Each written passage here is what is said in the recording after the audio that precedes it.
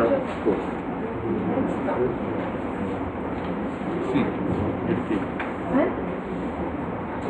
Let me put that in 2 months. We'll put the 2 months on there.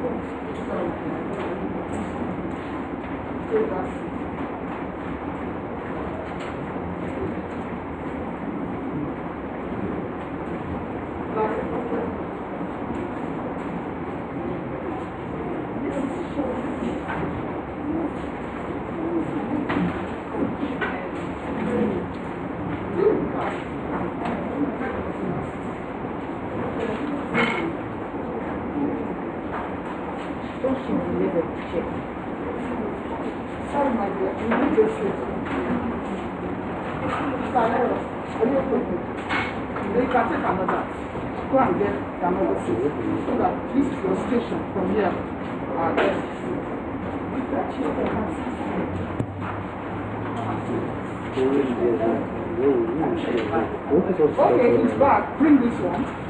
Move this here. We have many shirts, so we can always change the one that is back.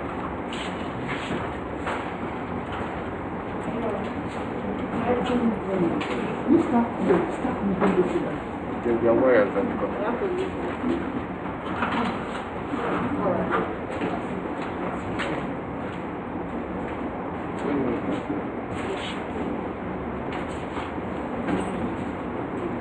wants this one? This one. Okay. Who wants this one?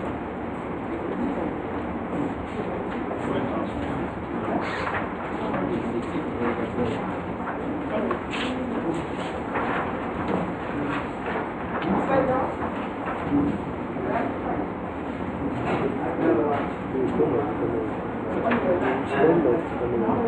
Would have brought 2 chairs. 2 chairs. Yeah. I would have brought another one.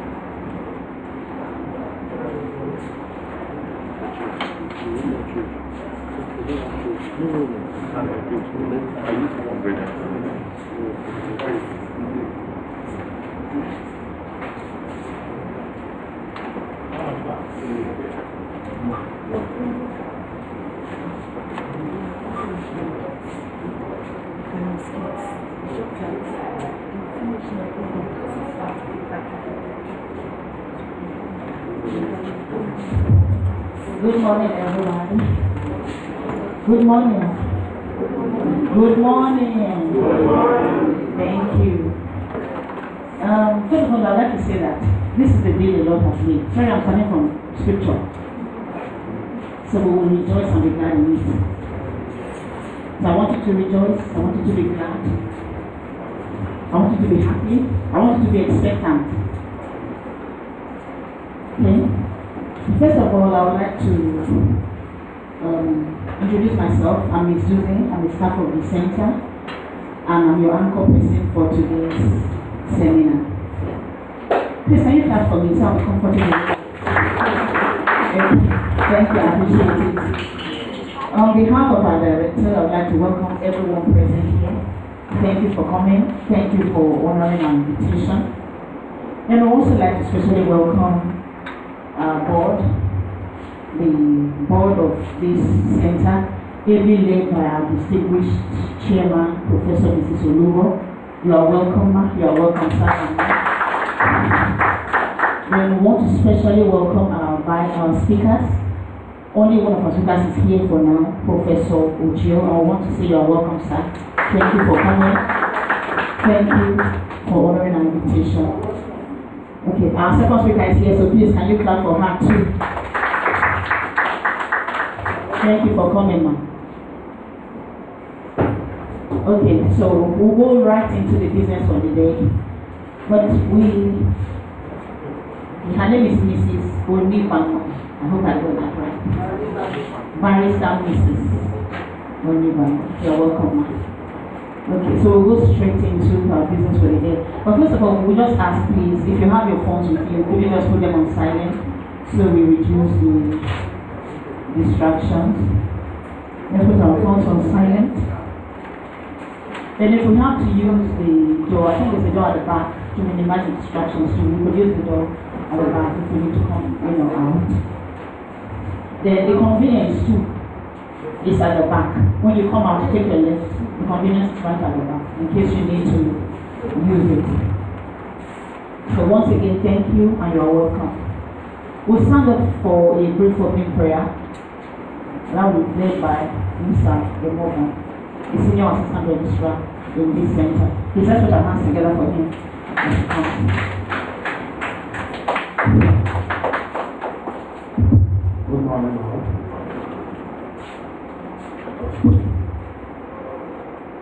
Father, Son, and the Holy Spirit, amen. Father, we want to thank you for this gathering this morning. For that aspect that we are here. We have come to share knowledge, and to share aspirations, and to contribute our heart. We pray that the topic of today is African women development. We thank you for that Lord Almighty that will be impacted by this topic and at the end of it all. It will be glorious, not only to remain, but also to everybody for the great representative. Our Lord God Almighty in heaven, we pray for those who are yet to come, that you will lead them to this venue. We pray, Father God Almighty, for those who are leading us on the topic today. That we articulate to impact of the knowledge we all desire. Because African women have done so much. They have impacted so much in the lives of men and women in society. There is no person present here that is not born a woman. We thank you, Father, for everything. Thank you, Lord, as we look forward to you in Jesus' name. Amen. Thank you very much, Mr. Noble. Thank you. So we'll be hearing from our director, Professor Mrs. E.U. Edusoma, a woman who is deeply concerned about gender issues and who has been working very hard to ensure that things improve for women. So please let's put our hands together for Professor Mrs. E.U. Edusoma.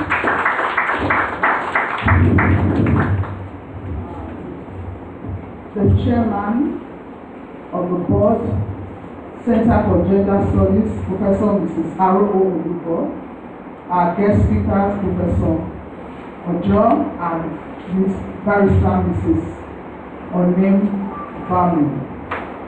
I also want to recognize members of the board who are present here. I don't want to list the names so I won't waste so much time. I want to recognize our distinguished professors who are attending this seminar and other members of staff from within and outside the university. It's a great pleasure to be here and to welcome you to one of our series in the bi-monthly seminar, Center for Gender Studies bi-monthly seminar. For some time now, we have not really had any activity because of the COVID-19 pandemic, but we are delighted to be back. And this morning, we have decided to invite the speakers to come and talk to us this morning on these topical issues. The first one is African women in development.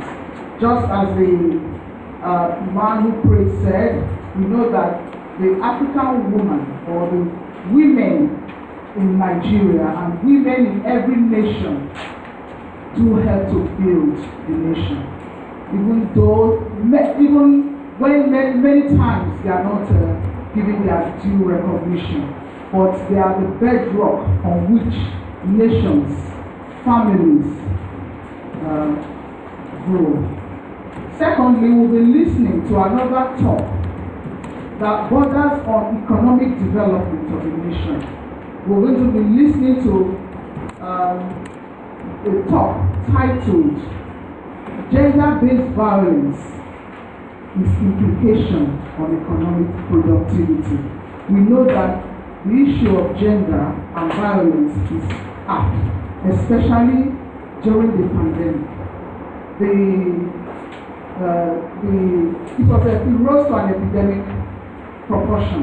In fact, because many of the people, the perpetrators were in the home, and those who were being violated were locked in during the lockdown the perpetrators were locked in with their victims.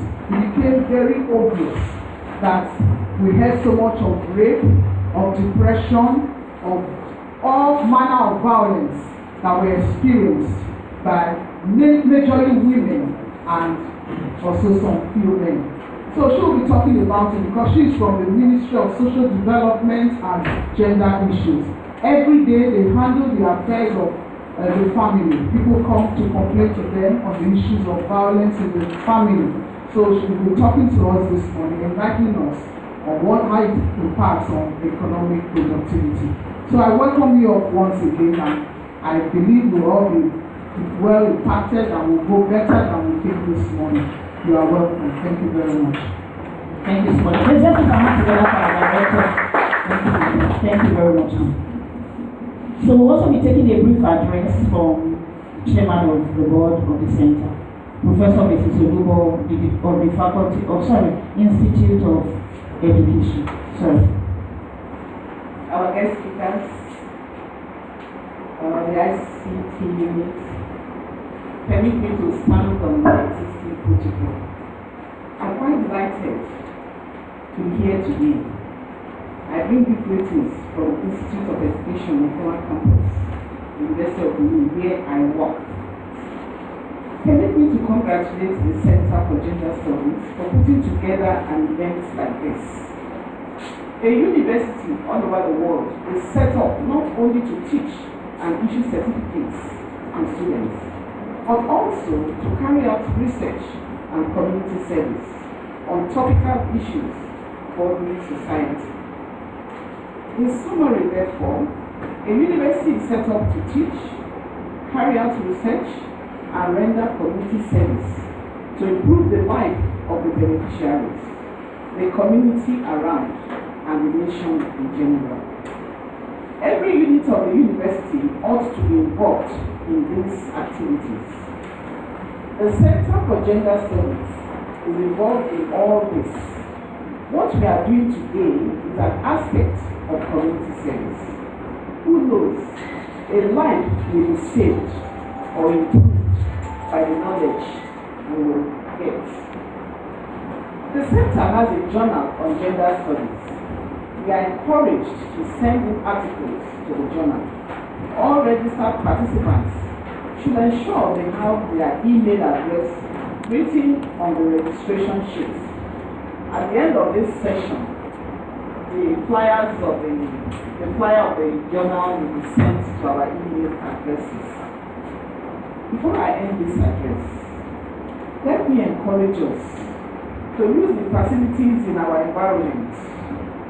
For instance, we expect organizations to commission the Center for Gender Studies to give talks, organize seminars, workshop, conference for their organization on gender-related issues. And thereafter, a book of readings will be a product of such activity. And society will be better off for it. You know, the university is set up to help society. But the problem is that society is not inviting the university to help. So when you commission any aspect of the university, they will not come out and really showcase what they have. So, dear madam from the ministry, you heard us. Yes, we are here. People are paying us. So if you invite us, we'll be quite delighted. And we are ready to render assistance. Once more, I want to congratulate all of us. I'm sure we are going to be enriched in our knowledge concerning gender issues. Thank you once more for coming. Thank you very much. Thank you. So we're going to our first lecture for the day by Professor Ojo. Before that, I want to read a brief citation of our guest lecturer. Professor Ojo is a product of Pepperdine University, Los Angeles, California, USA, He holds a master's degree in public administration and a Bachelor of Arts in political science and journalism. He obtained his PhD degree at the Clark Atlanta University in Atlanta, Georgia, USA. He is a writer and author.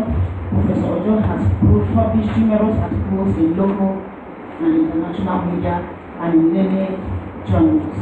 The propounder of the concept polyharmony 1983, Professor Ojo is married with a beautiful family, 24 grandchildren, and 1 great-grandson. He currently resides in Atlanta, Georgia, United States of America. Today, we'll be speaking to us on the theme of the seminar, which is African Women in Development. Sir, please.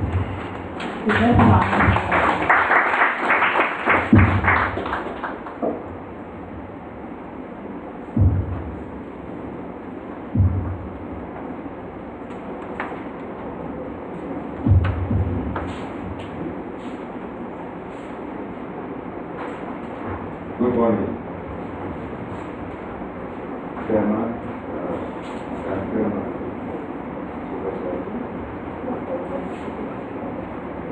the Director of this center, greetings. All of us present, you are welcome.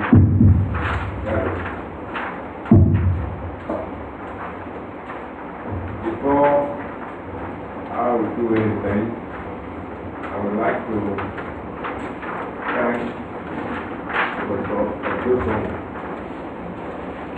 for the effort to get us such a short time to organize this program.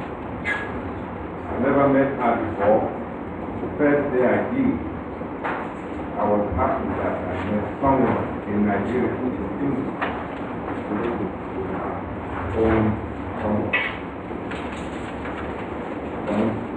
Thank you.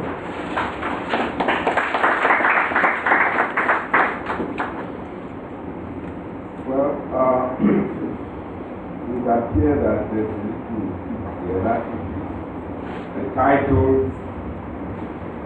of this short address or a remark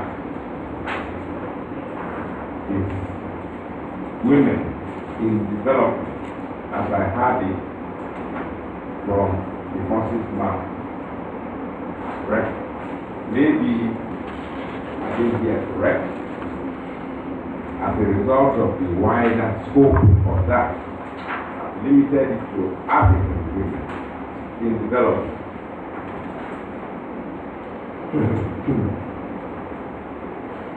What do we mean by women in development? Would it be African women in development? Would it be African women's role in development or their place in it? And what do we mean by development? By development, we are speaking of the building and the growth of community, including the part that women play in that building and growth. As this development in question anything to do with material, mundane, or mental, moral, and spiritual connection? Before one may say something about any of our questions here being asked, one will argue in assumption that African women in development is our subject matter. Because in this part of the world, women in development usually meant the place and position that African women hold or should occupy in our Nigerian African society of today. However, the place and position of women in our society is a subject for discussion anymore, as the woman who lost her place in the scheme of things in contemporary Africa and the world These questions above are issues that ought to be examined before any meaningful answer would be suggested or arrive at. Let us look at a brief history of early man. It began with the building of communities that took its roots from the family and grew, according to National Geographic. This was the beginning of organization of activities.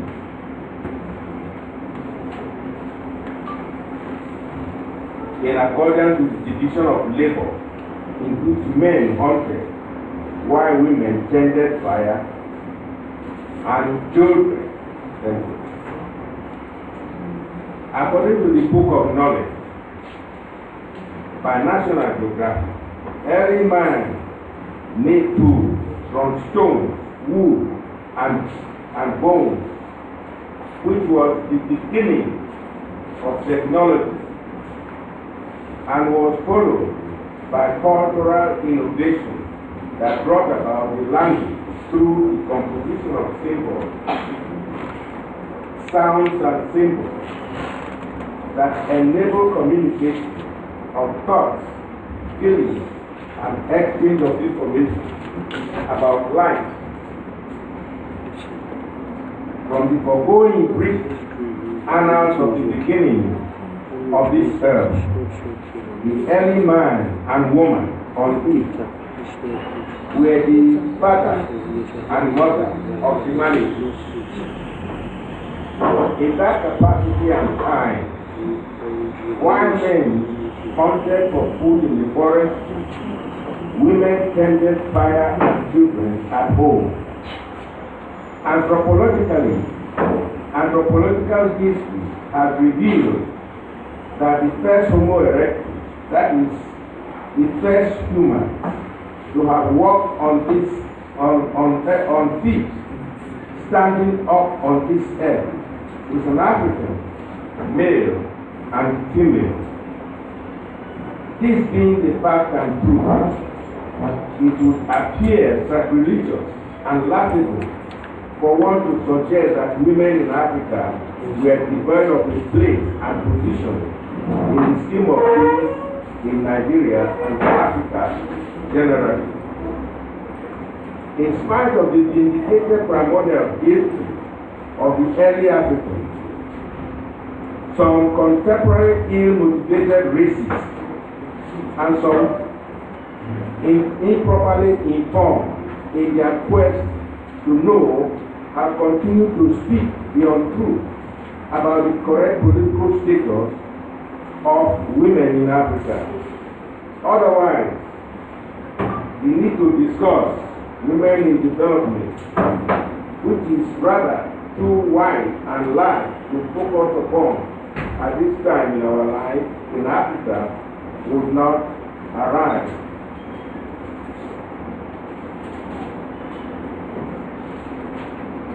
African women in development, therefore, may be discussed from an African perspective, because African women in pre-Pharaonic Egypt, pre-colonial period in Africa, and post-independence in Nigeria, particularly, have continued to maintain their preeminence within the culture of the land.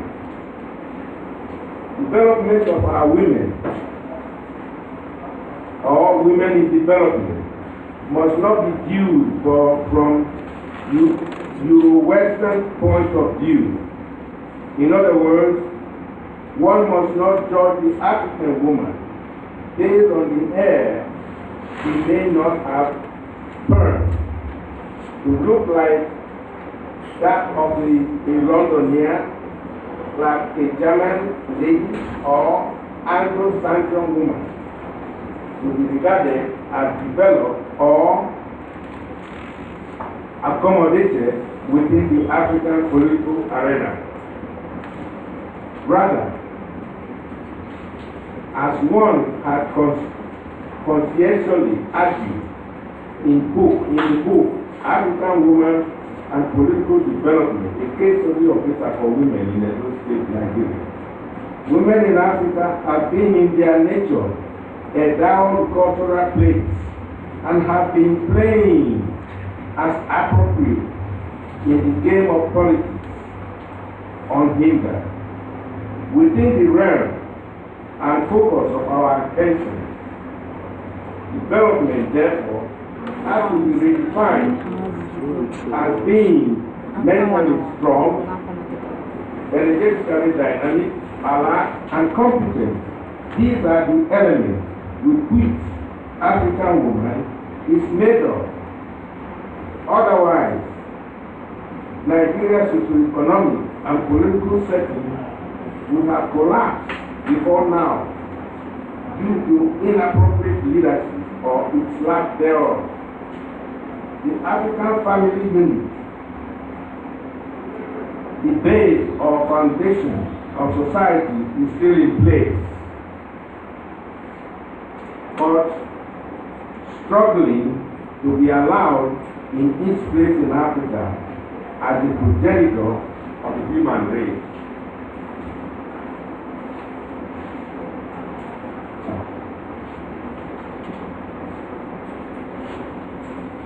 The struggling of the first human family here in Nigeria, arguably, has been the result of some foreign external influence allowed. How else do we explain an ugly situation in which very young children speak in foreign languages with their parents at home, while the mother and fathers speak to their babies in English language? How else can one explain that the most enviable African family system, polyamory, is still begging to raise up its beautiful head proudly over 60 years after independence? These aberrations are not due to women not being given equal opportunity or position with men, nor are the aberrations the truth, nor are the aberrations the cause of the women in Africa, which are the result of lack of political consciousness brought about by misguided rulership, devoid of competent political leadership and will.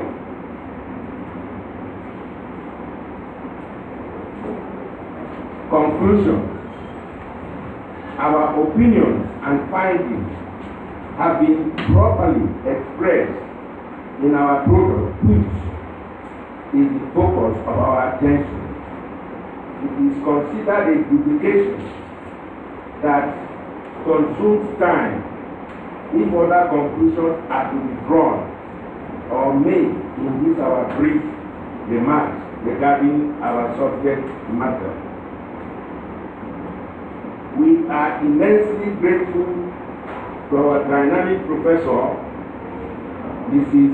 Uwa Edoso, and director of the Gender Studies Department at Univen, used to be known in its earlier days as Univest, for all the efforts put together to have provided the opportunity for this exchange of ideas. And we thank all of you distinguished professors and scholars who have who have found the time to be with us for this event, and more also thank to all of you who have found your time to be here with us. Thank you.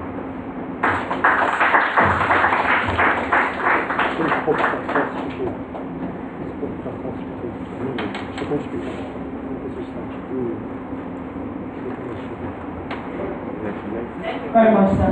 Please now put our hands together again. Loud at this time. Thank you. There will be no question and answer now until after our second speaker has given us a lecture. They will take the two together.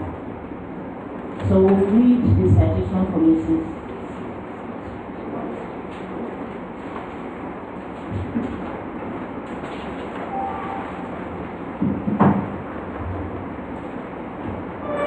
Mrs. Esosa Onibawa is a Benin-based lawyer and social welfare officer.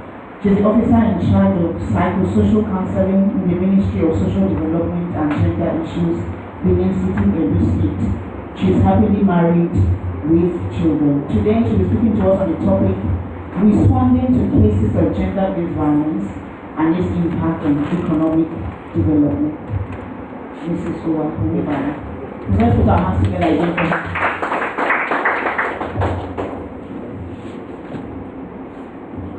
To everyone, Chairman of Board, Director of the Center Gender Studies, Professor, I'm very humbled to be in your presence, standing in this institution, and I bring greetings from the Ministry of Social Development and Gender Issues and the management and staff.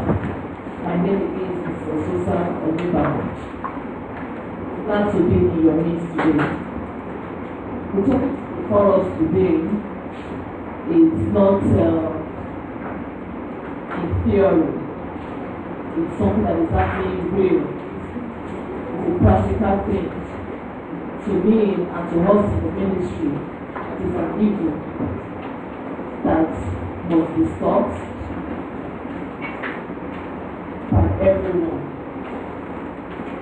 The topic is responding to cases of gender-based violence and its impact on economic development. The evil of gender-based violence is no longer what is seen or heard from afar in social media, television, or in the newspapers. Before now, we used to hear it. It was when I got to the ministry many years ago that I discovered that it's not something that is just in the newspapers. It's happening real. It's an evil that now exists very close to us, in our communities, in our neighborhood. And when we hear of GBV, gender-based violence, some concepts will arouse our attention and our consciousness, like what is gender, what is violence, and what is GBV itself. So in that regard, I would like to attempt to define this concept. When we say gender,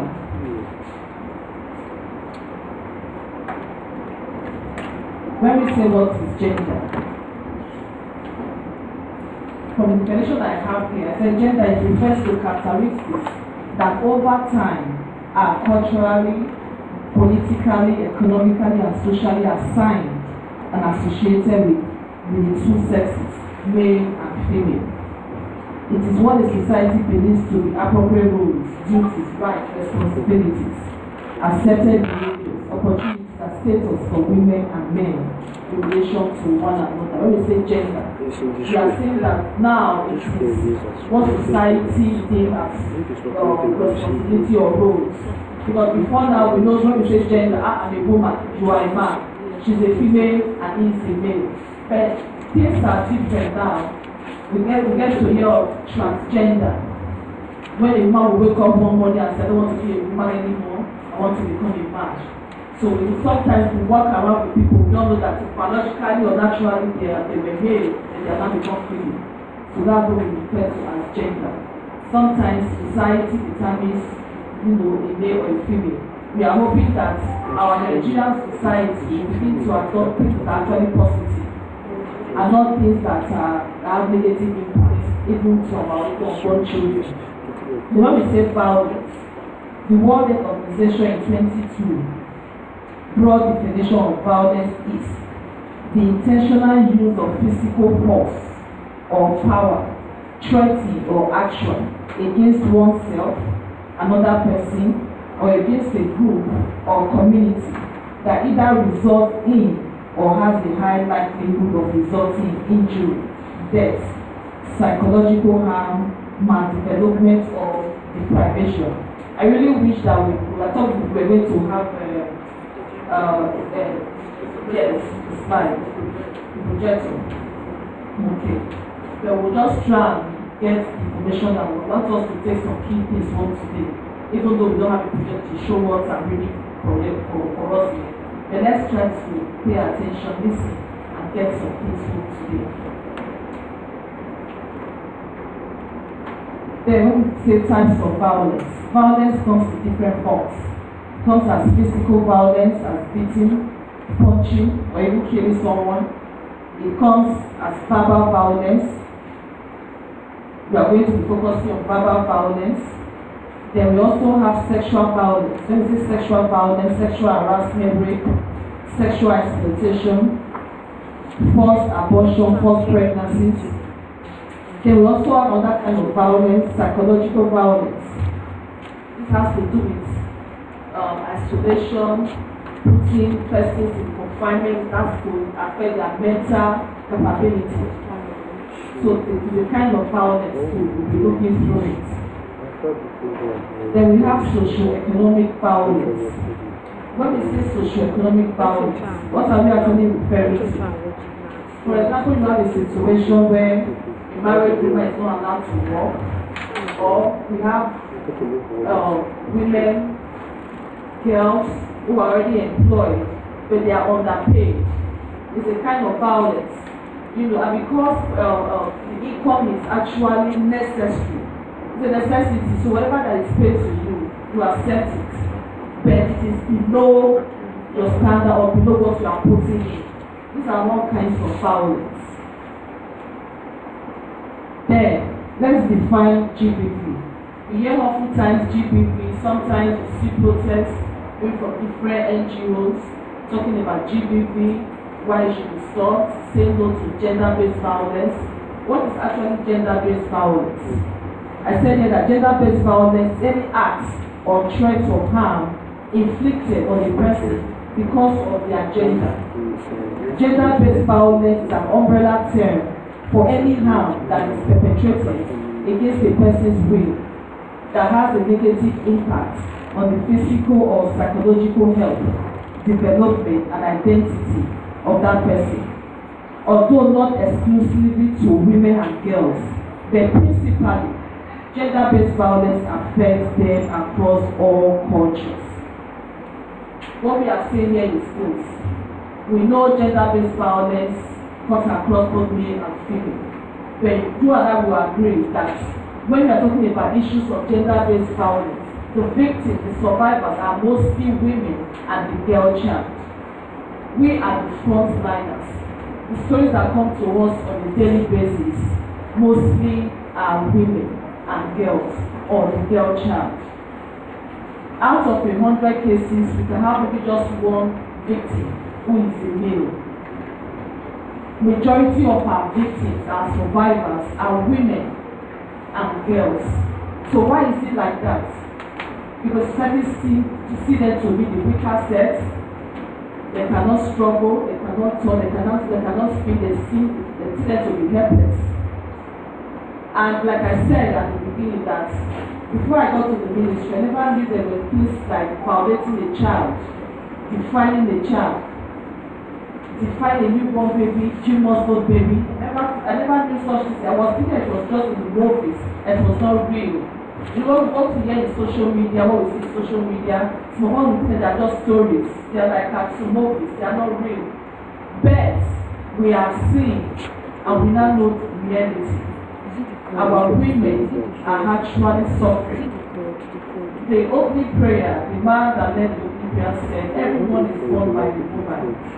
Women bring lots of development. When you want peace, when you want progress, the woman must be involved. When a woman is happy at home, that home will have peace. When a woman is not happy, you will see issues in that home.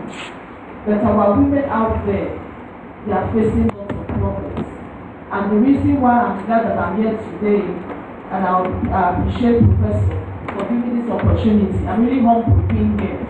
So enlighten us, let us know that these things are not just out there in social media. It's a terrible situation. It is an evil that we should try to reduce, if possible, eliminate it. Gender-based violence. harm, injury inflicted on a particular gender because they are weak. Women are not weak. There are reasons why they are not speaking. And those reasons will also let people stay. So I said here that the categories of perpetrators of this gender-based violence include family members. You know, when we see it on social, when we see it in the news, we'll be thinking that, this kind of a thing, nobody that is close to that woman can ever do a thing like this. Or nobody close to a child can ever have a child like this. But the opposite is the case. We have realized that the perpetrators of this evil are family members, people that are close to these victims, people that you least expect to cause injury on a child or a woman. They are the ones perpetrating this evil. So I said here that categories of perpetrators include family members. They also include community members, people that live around your neighborhood, friends, acquaintances, people that you can trust your children with.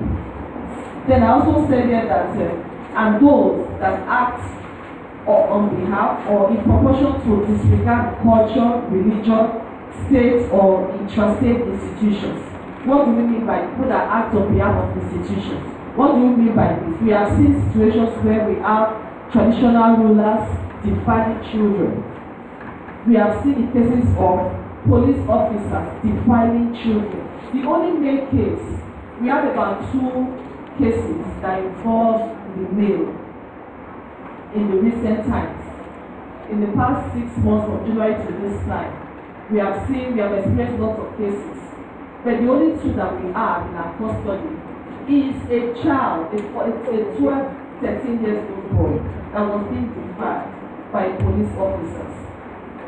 So I said here that the people that know the law, that know the laws, that know the moral values, custodians of our institutions, of our norms, they are the ones disregarding these norms, violating it and defiling our women, our girl child, our children. What happened? What led to this situation? I'm going to give you an example. As I said, it's just paperwork. I wanted to actually put paperwork on the screen for you to just keep your eye. But I'm going to be telling you practical. This is not movie. It's happening real. So we found out from this little child, what happened? Why did he get close to this police officer?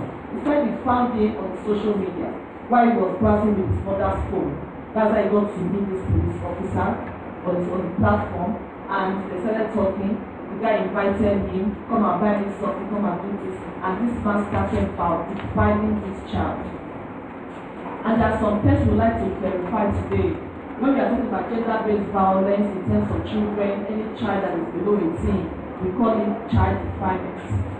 Then when that individual is above 18, we call it rape. Of course, there are different forms of violence. We have domestic violence, where the husbands beat their wives and all that. But when it comes to gender-based violence, any act that has to do with sexual issues with the children, they are called child defilement. So this police officer who knows the law, who was supposed to be safe or protect this child. This child ought to be safe with the police officer, but he was the one defining this boy until it was discovered. So what I'm saying here is this, that cultures, that these custodians of culture, of moral principles, they know the laws in their locality. They still go ahead to disregard this law by committing gender-based violence against women, most especially against the girl child. These children are supposed to be safe with these people, but no, they are being victims in their hands. I said, why both females and male experience violence? Evidence suggests that risk factors, patterns and consequences of violence against females are different than against the male. The females suffer it the most. There are grave and potentially life-threatening health outcomes as a result of gender-based violence. The exact consequences vary depending on the type of violence. Gender-based violence can result in many negative consequences for health and well-being of females. It can also affect their children and undermine their economic well-being of the society. What are we saying here? violence on the women reduces their productivity. And at the end of the day, transform to larger society. Like statistics will tell us, we have more females, more women. Imagine if every woman were to be empowered, we'll have a better economy. We'll have high productivity. Across all spheres, women in different professions, they are excelling, but they are few compared to the men folk. And rather than encouraging our women still suffer violence. This issue needs to be addressed at all times. It should be reduced, possibly it should be eliminated. So due to their fear, most societies tend to blame the survivor for the incident, especially in cases of rape. This social rejection results in further emotional damage, including shame and self-hate and depression. Due to their fear of social stigma and rejection, most survivors never report the incident and never receive proper health care and emotional support. When we hear of cases of rape, defilement, we tend to blame the victims. Rather than encourage them, give them our moral support, we tend to blame them. Even the custodians of the law, when we take cases to the station sometimes, right there they'll be shouting, what were you doing there? Look at me, you are even dressed. Why are you wearing this? I feel sorry for your parents. You're already castigating the victim rather than rendering support. So because of all this, most of the victims, they don't say anything and they cannot get the help that is needed. As a consequence of gender-based violence. Gender-based violence is here, is existing. It's violence, injury against mostly the female. We know that men suffer from it, but you cannot imagine the ratio of male to women suffering from gender-based violence. And records, it's only with records you can only get facts. And the records that we see on a daily basis, it's mostly women. We hardly see the male child coming that he was defined or he was raped. Only a few cases. From January to December, just 2 cases. But on a daily basis, we have nothing less than 10 children coming for definement. And the pandemic made it worse. During the pandemic, while some offices were locked, we were at work 24/7 because of cases of gender-based violence. Children were being defied. The rate increased, and really alarming. The women were beaten up. It was the one that was poured hot water when she rushed to the ministry looking for help. So the lockdown actually made it worse. We know we used to receive things of child development and all that. But during the lockdown, it was terrible. So we are hoping that we should continue to campaign, we should continue to put it out there, that this thing is existing, should be stopped. Gender-based violence. My focus is mostly on the women and the girl child. Our little girls are being defined on a daily basis. If we don't speak out, the rate will continue. It should be stopped. It should be stopped. But we need to speak out that this thing is existing. It's not just in the media, in the newspapers, it's existing right where we live. And there are consequences. One consequence I said social consequence of gender-based violence. I said most incidents of gender-based violence are never reported to anyone due to victim blame. As I said earlier, when a girl child is raped, the next thing they start analyzing what she's wearing, where she was. And I keep encouraging, no matter what you wear, nobody has the right to define you. Nobody has the right to touch you, no matter what you wear and where you are. Because if you are seen as what they wear or where they are wearing at that particular time, what about a little baby, a child that is less than 2 months or less than 2 years? What was that child wearing? I said loss of ability to function in the community is a consequence of gender-based violence. Most women that come to us, they have lost confidence completely as a result of verbal violence. The husband keeps telling her, you are good for nothing, you cannot amount to anything, you are useless, you are this, you are that. And we keep telling them the healing process for verbal violence is actually almost eternity, because when you bruise yourself, that physical injury can get healed, but the emotional injury will be there. So we try to encourage our women, you are not useless, you can become somebody. Look at this, look at Professor Dosoma. Look at the likes of Ngozi Iweala. You can become what you want to be, you can shine. But this verbal violence is from the home. That's why we are saying that the perpetrators of gender-based violence are family members, where the men torment their wives until they become like good for nothing. How can they contribute meaningfully to economic development? How can they be productive? A woman that has received so much of that nature of violence, how will she react when she gets to work?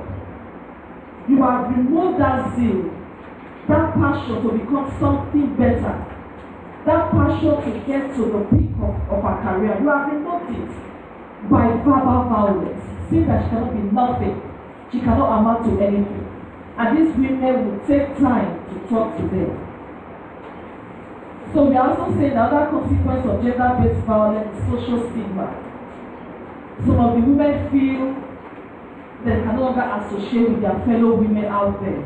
They feel withdrawn, they can't make meaningful contributions. When a good topic is being shared, being discussed, these women cannot make meaningful contribution because someone has told them, or maybe the pity they have received, they are ashamed to even step out. We said social rejection and isolation. Some women have become isolated because of gender-based violence. Situation whereby their husband locked them in after beating them up, they are being locked in, or they want to strive in their career, but the man says no, you must remain in the house. They are confined to the house. They can't even watch the television. You will think that these things, they are not real. We see them on a daily basis. It's real. Women being isolated, even in their own home. We see family rejection happening to our women. How can a woman that is being rejected by her own family, who will she not cry to? They are being maltreated, and family members have rejected them and abandoned them in that situation. There is a woman that came to the center to the ministry the other day, early this year. She was beaten by her husband, and we told her, the way you are now, we need to do something about it. Is there no family member that can go to, maybe a brother, an auntie, anybody they can go? They said no, they are all rejecting her. So she's left with her husband and the children. We told her you must do something about this. She said no. After 3 weeks of counseling, she went back and said that she would try. When she came back in the month of March, the doctor that examined her said one eye was already gone, and she came weeping, one of her leg was already broken. If this woman had someone to take her in, it would not have gotten to that stage. And at that stage, she said she could no longer return to her husband. Because one eye was already gone. We had to look for a temporary shelter for that woman. So family rejection. These are consequences of gender-based violence. These women, they experience this violence and there's nobody for them to run to. Because the family have rejected them. Very good for you. You find yourself there, then you have put yourself there, endure it. Then we said physical consequences for gender-based violence. There can be immediate injuries, which can be treated. There can also be long-time injuries, long-time physical conditions. We have some nervous issues. We have some chronic pain. Like this woman, when she came in January, her eyes were okay, though she had bruises, and she was attended to. When she came in the month of March, one of the eyes was already gone. And the other leg, which was leaking. I don't know what's going to happen to that leg. Gender-based violence happening right under our noses. It should be reduced, possibly should be eliminated. There are psychological consequences of gender-based violence. In some cases, the survivors experience psychological conditions which require medical attention. These include post-traumatic stress, depression, anxiety, panic disorder, eating disorder, sexual dysfunction, low self-esteem, substance abuse. the after trauma of a girl that has been raped, is not what we can explain. Some of them, they come to the center, it takes hours for us to be able to penetrate.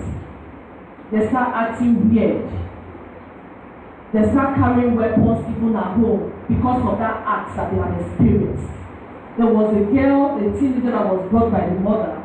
She was raped by somebody in their neighborhood. At first they tried to cover it up, but she said this way they now had to come was because the daughter was always reaching out to knife any sharp object to harm the mother. Anytime she's trying to talk to her, she becomes very violent. Those are ways people react to sexual-based violence. They react in different ways. Some become very depressed. It becomes food problem. That they are eating too much or they are no longer eating. Especially for children. There was a time 3 children were brought to the center, to the ministry. When they came, what happened?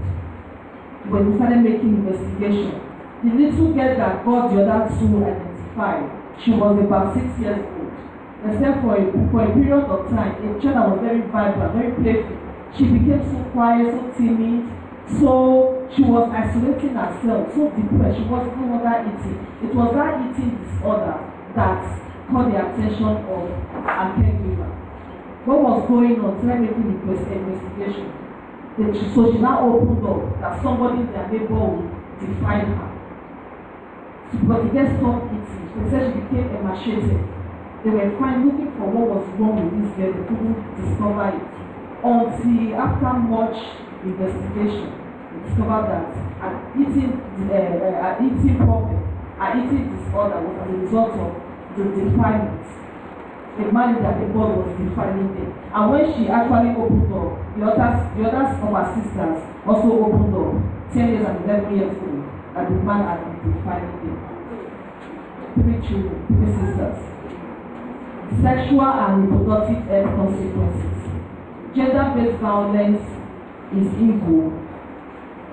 It's an evil thing that should be stopped because of its grave consequences.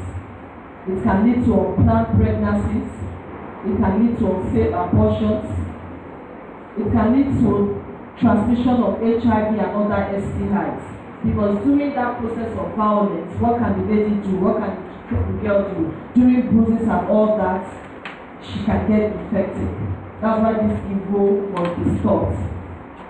The second can also lead to pregnancy complications, miscarriages, low birth weight, gender-based violence in terms of defiling, in terms of raping, in terms of domestic violence at home, can lead to all kinds of evil consequences. Miscarriages. There was even a seminar that I was in some time ago. A young lady, during one of the presentation, the person said domestic violence can affect the baby in the womb. Most of maybe it was not possible. But there was a victim then. At the end of the person's presentation, a lady stood up and said that one of her ears, I think the left ear, that she cannot hear with it. That when she was giving birth to, the mother didn't know. While she was growing up, that's when it was discovered. That it was when the mother was pregnant. The series of domestic abuse, beating, hitting in the stomach, the punches that the mother received while she was pregnant also affected her ear. So it was not the person that presented just said it, but the victim actually stood and said she is an example that she cannot hear one of her ears. So those are consequences of gender-based violence. When we are saying gender-based violence, it's not just defiling a child or rape, it's also domestic abuse. Women suffering from domestic violence in the hands of their spouses, in the hands of their husbands. This is an evil that should be stopped. Then we have other fatal consequences of gender-based violence. We say it can lead to suicide, it will lead to death, homicide, it can lead to mortality from HIV to AIDS and death. When we say homicide as a consequence of gender-based violence, there was a woman that came to us sometime not long ago, about a few months ago. She lived somewhere at Otu. she sells foodstuff, provisions, snacks, drinks, and all that. In that particular street, there was an uncompleted building that was under construction. The laborers there always come to her to buy drinks, snacks, and all that. So then on this particular day, as one of the laborers came, she asked, "What do you want?" He said, "My oga make you bring cold drink and snacks to the building." So she took his cold drinks and went with him. When she got there was nobody outside the building. So the laborer said, "You know what now, oga dey back make you come." That's how she followed him to the back. And when she got to the back, the place was deserted, just him and the man. And the man pushed her down and wanted to define her. This is a married woman with children. So she kept on begging. Oga, you know me. I mean, they said things for her. Why do you want to do this one? And you know I'm a mother, I have children. Why do you want to do this? She was begging and pleading. This man refused. He refused. He held on to her neck, to her throat, and pushed her down. She said when she saw that she was going to die, she thought of her children. She now said, let her pretend as if she was dead. And that was what she did. She acted as though she was dead. This man still went ahead and raped her.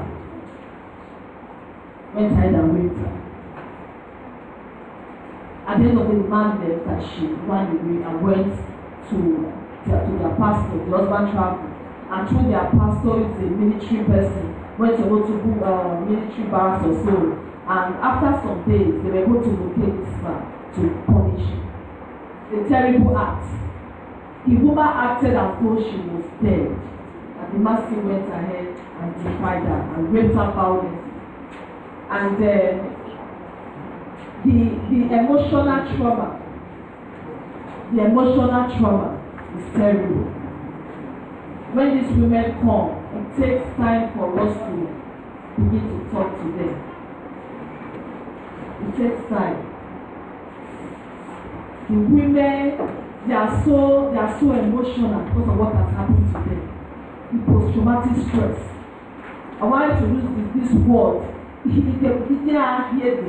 When they come, they are like, they can't. It takes somebody to open up. That's why it is an evil. So what I'm here today, the topic, gender-based violence. How do we respond to it? It's not something that is in the news, it is happening. But our response should be to say it out there that it is happening and to campaign for its elimination. It should be stopped. Our women are suffering and there is help for them. Most of them think that there is no help. There is help for them. If you and I can also assist. This woman, she was just there, she just couldn't say anything. When she finally opened up, said she had to act as if she was dead. And this man still went ahead and raped her.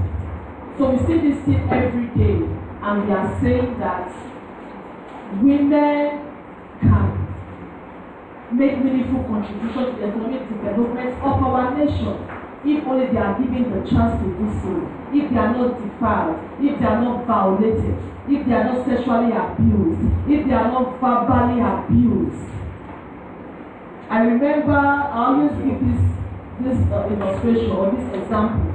My godmother, retired Chief Justice, she said she got married at the age of 19. In other words, she went through her school, childbirth in her husband's house, and she still goes to the top in her career and profession to become the Chief Justice of the state.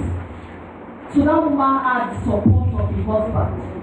She had the support of the family for her to be able to do so with so many children. Our professor here, a wonderful example. If the support is not there from her husband, she will not be able to make meaningful impact in the society, in the economy, in the academic economy. She will not be able to do so. So these women, they are out there, so many of them are passionate. They want to contribute so much, but they are not given this opportunity. They are being verbally abused. They are physically abused. A woman that is beaten up with all those bruises, what do you think she can relate when she's in the midst of her mates? Or when she's out there at work? How can she open up? What can she say? What do you think that woman can be able to say? With all those bruises, she will say, will listen to me. I'm good for nothing. I am nothing. I'm trying to get a come that you see it in them. They are completely frustrated that nothing can come out of them. It takes weeks of counseling to let them know they can still be who they want to be. They can still rise up to the shining stars. It takes time. There was a woman that came. I thought she was in her 60s. The way she told me her age, I thought she was just in her early 40s. She had 4 children. It was not even the physical bruises that was actually her pain. It was the verbal violence, the things her husband was telling her. After 4 children, 4 beautiful grown-up children, she got married very early. She has been with this man has been beating her. So we asked her, when did this beating start? He said, it's been long when she had her 2nd child, it's been long. The man just beat her for no reason. This particular one that made her to come to work, after beating her, she was naked on the street. The man still picked up umbrella and was hitting her. So before she got to the street, the last child is a boy, growing, the small boy. The last child said, Mommy, I'm going to hold that you wrong. That was what she said. The boy now told the mom, I want to hold daddy's leg, I want you to run. You can imagine for a child to say, I want to hold daddy's leg and I want you to run. When I was not questioning the boy, how do you see what's happening? The priest said about the father. You know, so we are bringing up a generation that we want to be the best. But it starts from the home. Domestic violence. A child was telling the mother, Mommy, wrong. Because the other children, they are girls. So I was not wishing that the boy is the first child, the mother would not have suffered so much. Bruises all over her, but she was looking in her 60s. Well, she was just early 40s. Then she said, we are not children, yeah? She said the verbal violence, she said the man used to call her smelly pussy. After beating her. That was what was paining her the most. When she said it, you could see that she was not relaxed. She was able to open up, and she said that. And after weeks of counseling, this woman became herself again. You could see that life was almost going out of her. And she tried severally to get a job in the man just said to. Then now she's picking up her business. She's beginning to make meaningful impact. She's beginning to do something. And when 1 or 2 or 3 others in the society are beginning to do things, you know, we have a vibrant society, a vibrant economy. Our women want to make meaningful contribution, but violence is holding them back. Defilement is holding them back. It's affecting them and affecting their children. So as a ministry, as a state, how have we responded to cases of gender-based violence? I said here that the Ministry of Social Development and Gender Issues is mandated to provide professional social services to women, the elderly persons with disabilities, and orphans and vulnerable children.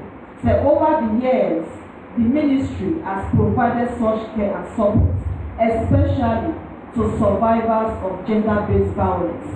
And recently, the level of care has been further advanced with the establishment of a one-stop center known as the Vivian Sexual Assault Referral Center.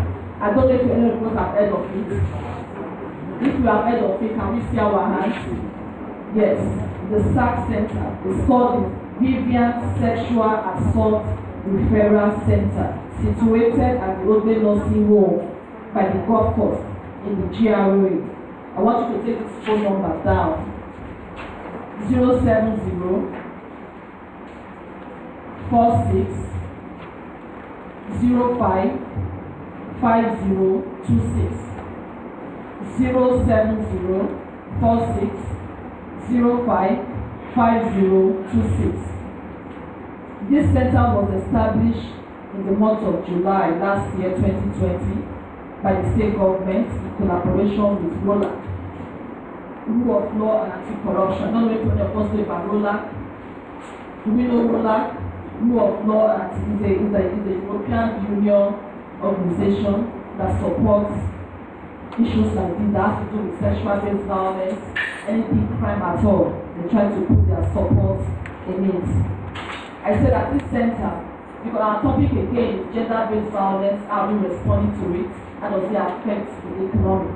We'll see from what we have been saying that women can make meaningful impacts, can have high productivity, when they are not experiencing violence, when there's nothing stopping them, when there's no obstacle. But how are we responding to these cases? We can't just hear it and keep quiet. So the state has taken it up to establish a center. We all know the ministry from over the years have been rendering their own professional care and support. But we all know the bureaucracies in ministries, the bottlenecks. But now we have a center, a one-stop center, where, because we discovered that a woman that is being violated will need medical care. A woman that is going through psychological trauma will need the help of a psychiatrist. So a woman that is going through such post-traumatic stress after rape, after domestic violence, we also need counseling. Someone to tell them that you can become something better, or someone to tell the rape victim that that is not the end of life. So this center, this SAC center, I want us to go with this today. And this center is there and is a quick response to the cases of gender-based violence.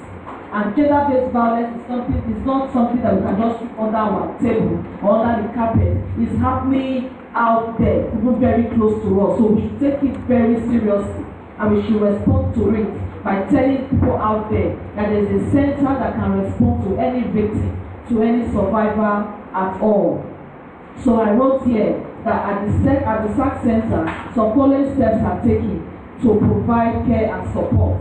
I said proper care and timely management of clients is done there. And this can make difference in the lives of the survivors. I said gender-based violence survivors need special attention, especially to the children, the adolescents. The support for the victims is both clinical and psychological. When we say both clinical, for example, we have a rape victim, a young adolescent, a young adult has been raped.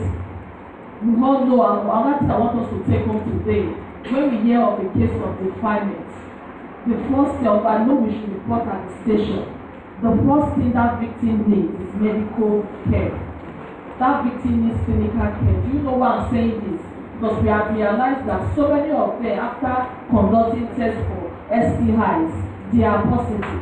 So the first thing that we do is to make them see the doctor, to conduct such tests, and we also conduct a pregnancy test for them, so that something can be done. When they are able to see a medical personnel within the first 48 hours, there is progress. Some things can be averted. So we are saying today that the Edo State government, in collaboration with ROLAC, has set up a center to attend to victims of GBV.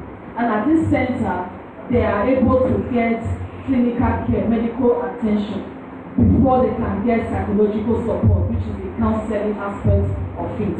So when you hear of a case of gender-based violence, any victim at all, let them quickly report. There should no ID, let them quickly report to the center. So I also said here that detailed history and careful general physical and mental examination is carried out on them. So that we can get the history and how we can assist them. Many women don't report cases of gender-based violence because of the shame and all that. And at the center, confidentiality, privacy, non-judgmental attitude is portrayed. I said the center acts as an important referral point for cases in case of situations where the victims they need someone to advise them on custody issues, on legal matters. That center is also there to serve as a referral point. So I said violence is widely recognized as a major hindrance to socio-economic development, as well as the achievement of internationally agreed targets, such as the poverty reduction. Violence against women prevents women and girls from participating equally in socio-economic and political life and perpetuates the cycle of poverty.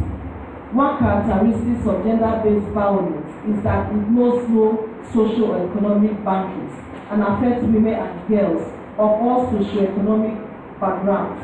And this is one issue that needs to be addressed both in developing nations and developed nations of the world. Sexual violence deprives girls of education.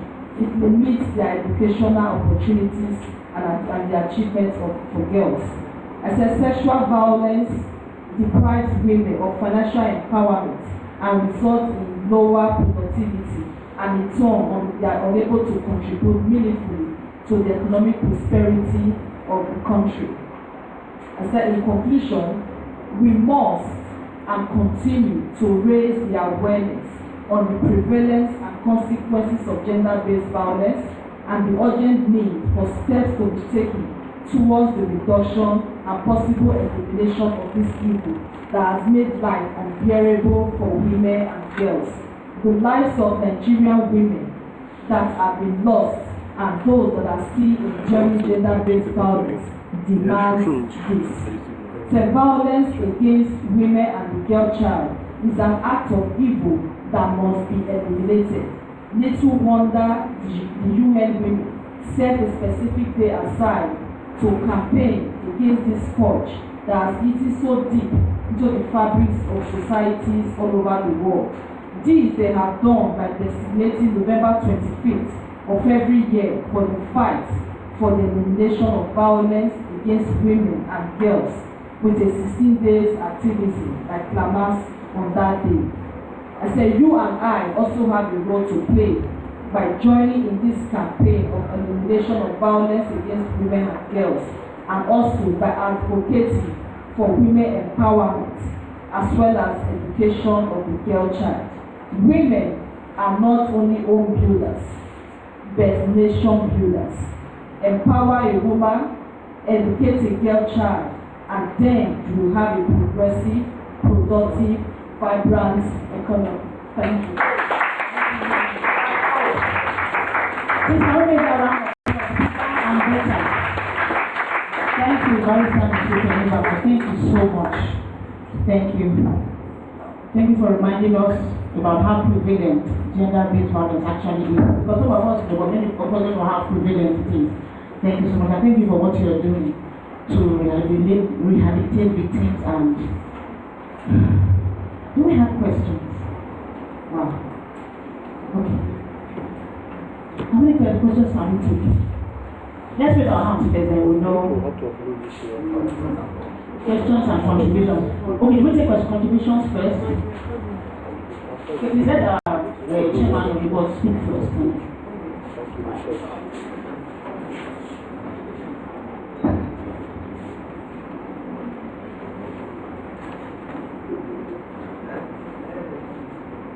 Thank you for the presentation, and we are looking for the opportunity to thank the two presenters.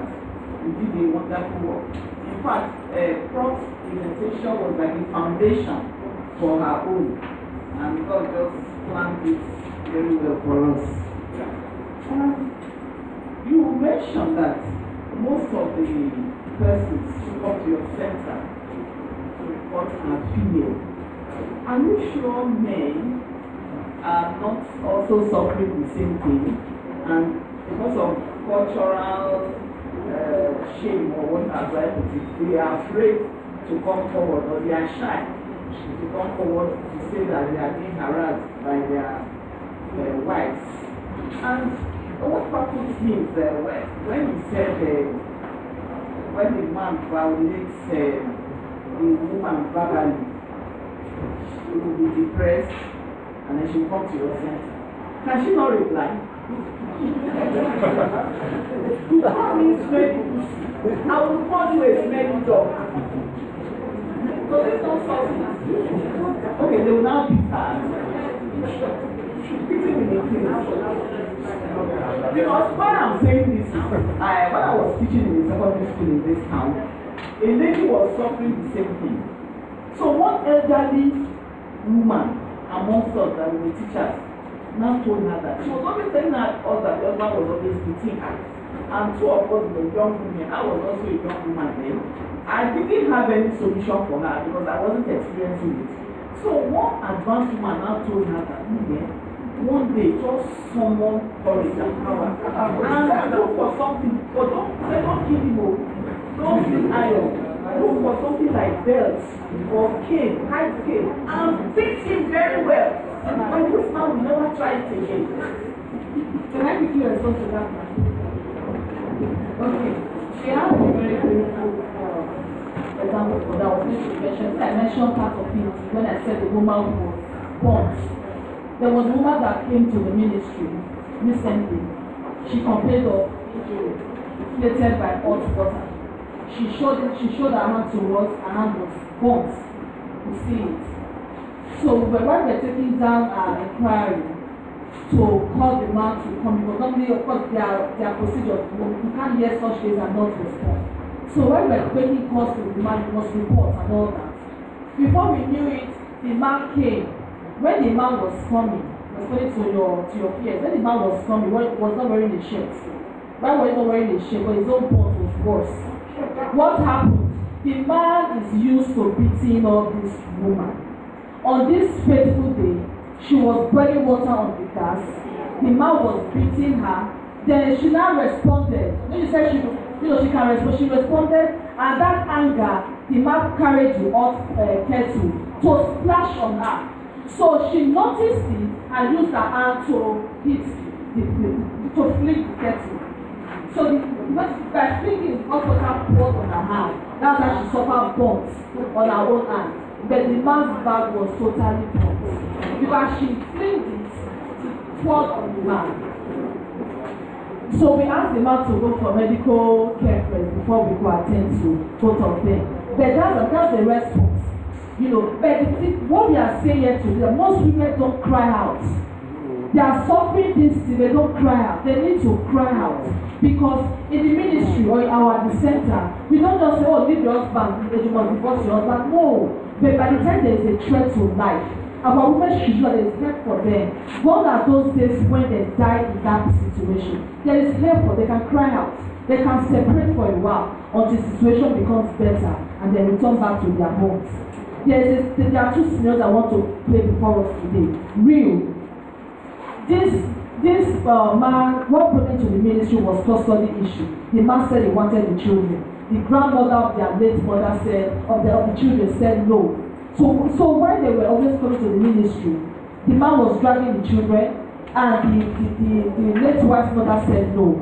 Because we all know that in case of such a thing, such death, or the father should have custody of the children when the man is not there. But in this situation, the mother of the late woman said no.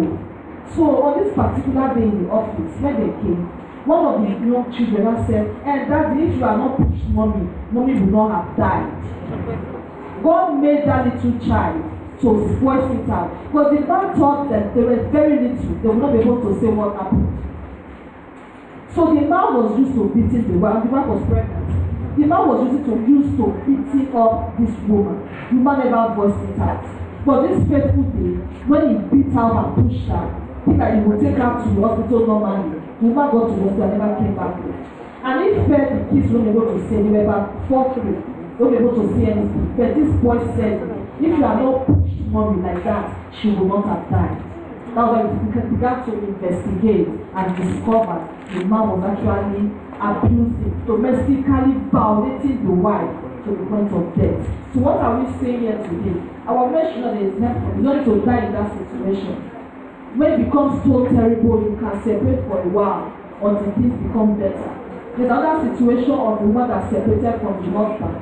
When the man saw that the wife went to the squalors with their little baby, the other 3 were with him. She was thinking the man was not able to handle property. The woman took the sucking baby and went to the squalor and was there. The man was willing to visit them, to give them money for food. The woman refused, I don't want anything from you. This one is with me because he's still sucking. When he's through with sucking, I will bring him over to you. I don't want your money, I don't want anything from you again. The man left, separated from the man. When the man saw that it was not the wealth that kept that woman in his house all these years, despite the abuse, the woman, after some months, the man, after rethinking, he came back from this man was begging. Today they are settled. If that woman had not separated for a while, only God knows what would have happened. She ran for her life and things became restored. If that woman that died, if she had sought for help, she would not have. In pregnancy, she died. The man thought after taking her to the hospital, the way normally does it, she would come back. That day, the man didn't come back. Thank you so much.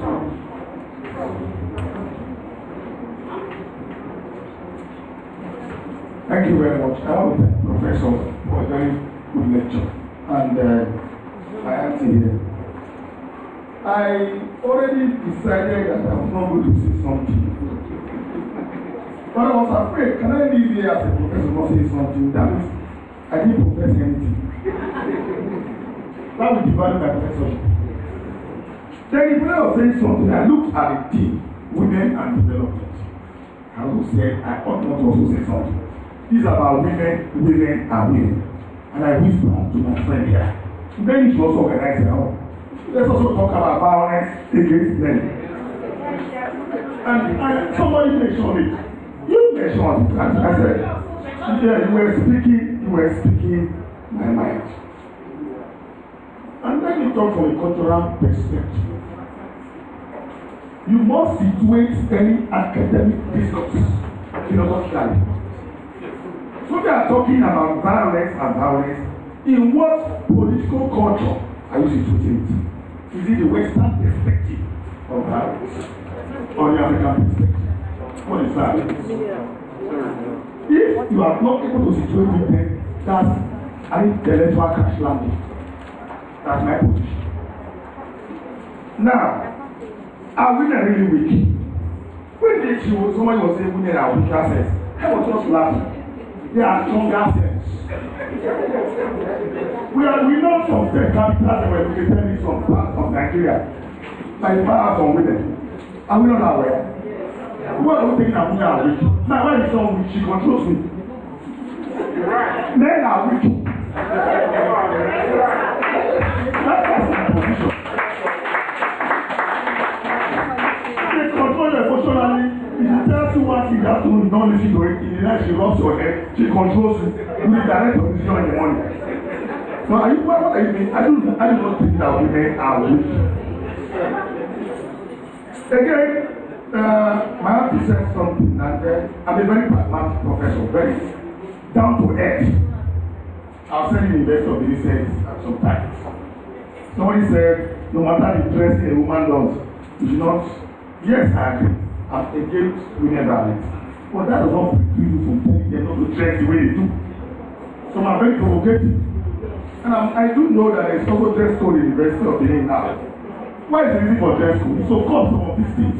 So we'll begin to tell our younger ones the way they dress and all of that. Maybe we should begin to think about different forms of violence, which some persons alluded to here. But was not too exhaustive.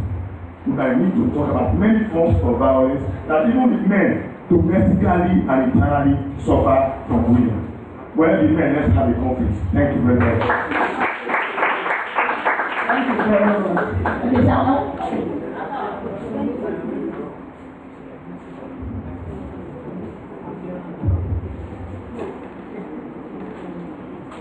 Good afternoon, everybody. I am sad for what I had from my colleagues on the high table. I had effect, change and shopping and all that. What is causing? What is the reason? What causes this violence? What is causing them? That is something that we need to look at. My learned professor just mentioned something political, consciousness, culture is the highest form of religion. I heard somebody pray here this morning. We forgot our ancestors. Thank you, sir. We forgot our ancestors. When you forget your culture, you have dug yourself in the pit. All that you narrated are all effect. Something that is bigger is underlying the causes the effect you are narrating. My ear was poisoned. I didn't want to hear them because they're not good for the mind. Nigerians have left themselves alienated. Religion, Christianity and Islam have made us to forget ourselves. We no longer know who we are. We listen outside. My paper is short because all I have for Nigeria is in the book, African Women and Political Development. My learned friend mentioned something. Womanhood, the mother of the universe, is an African. So woman is stronger 100 times than man. God gave the energy to the womanhood because she is the mother. And that ability is what allows her to be able to care for both the children and the husband and the house. But we've been carried away by pre-colonial conditions that man is the head of the home. Yes, figurehead. Like he said, women are the best advisors to some of our so-called, what we call them, rulers. They are no leaders. We don't have leaders in Nigeria. Otherwise, all that has been happening would have stopped if leadership was laid in the hands of those who founded this republic. Those who are there now are strangers to this country, and they are willing to destroy us. And we abandon ourselves to this foreign religion to the point that we don't even know where we are going or where we're coming from. History has been removed from the school curriculum of our children. If you don't know yesterday, you cannot know today, and you don't know where you are going. My people, let us go back to our culture. This violence will end. Nobody appreciates. I will not allow my daughter to go with a man who is not conscious, who does not respect women. But some of us, I don't like if I say that, oh, have your vision, believe in yourself. You have to be given an orientation that allows you to know who you are before you can believe yourself. And this is what culture provides. The Nigerian culture is the best in the universe. That's what my position has been. I've been in America for a long time, but I have never forgotten my home. The first human to have 2 women in America made a Nigerian an American. My American girl, 17, brought my Nigerian wife with children to the United States because that's my culture. If you live yourself for others, what do you want them to do? Please, don't begin to hammer on the effect. Let's challenge the root of our issues, of the issues at stake. These violence are just palliative effects that we can throw away once you know who you are and believe in yourself. Let's pray through our ancestors to the God of the universe. And we utter that. It is not a white man's knowledge to know that the divine is us. Thank you. Thank you very much. Thank you. My name is Sandy from Faculty of Law. Prof was talking about men putting up a conference talking about violation of the men. You talked about tradition too. Traditionally, men are expected to be strong. Men are expected to be protectors of women. So, with which mouth would you come out, even when you are violated as a man, to come and say you've been violated? It's shameful. Nobody will even believe you. So, the reason that men are not reported is not like men are not violated. They can't come out for the shame because they are ordinarily ought to be protectors. So, it will be difficult. I want to make contributions towards the way forward. The reasons why gender-based violence up until now have not been nipped in the bud. One of it basically is because of the family relationships. Just last week, we saw on ITV a man who abused a stepchild with hot knife. I don't know how many of you saw it. You know, when that happened, neighbors reacted, police got involved. But there was something the wife said. After they had taken the husband away, he said, no, they should bring him back home. I cannot take care of these children alone. It's a major challenge. Even when there is rape and defilement within the family circle, you see because of the bond, because of the relationship that exists between the girl who is a victim and probably the father who is the perpetrator, it's difficult sometimes to report. This thing, let's keep it within the family. Even when it goes out, you see the woman also running to the police to beg for leniency and for release. So it's a major challenge, and we need to start talking to the family unit on the need to allow such persons to be disciplined, to serve as deterrents to others to learn. Secondly, if this issue must be taken care of, I think our police needs proper orientation. More often than not, we find out that the willpower to investigate some of these issues are not with the police at all. Sometimes the issue of bribery and corruption have also hindered proper investigation of gender-based violence. Sometimes a police officer is aware that it happened. He may take money. He may take money to cover up things. So, and again, the investigation systems are still yet very shitty. Today we talk about forensic investigations. Most of our police officers are not trained to go deep into investigation. A few months ago during the COVID, I wrote an article on the need for stricter punishment for rape. My interest was rape.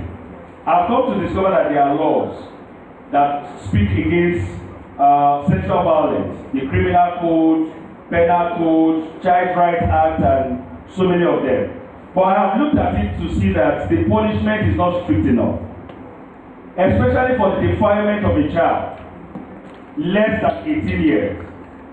I am advocating personally either death punishment or castration of such an individual.